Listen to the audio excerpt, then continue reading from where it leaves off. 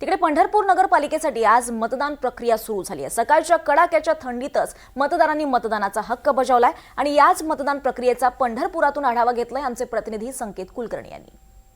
पंढरपूर नगरपालिकेसाठी आता मतदानाला सुरुवात झालेली आहे आणि पंढरपूर शहरामध्ये तब्बल 94,400 मतदार आज मतदानाचा हक्क बजावणार आहेत।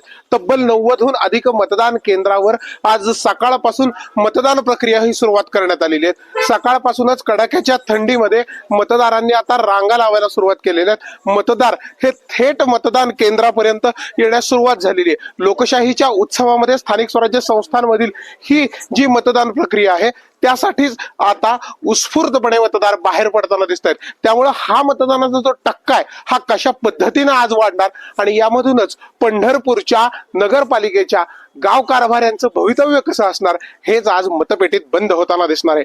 व्हिडिओ जर्नलिस्ट राजू मिसाळ, संकेत कुलकर्णी, NDTV मराठी, पंढरपूर।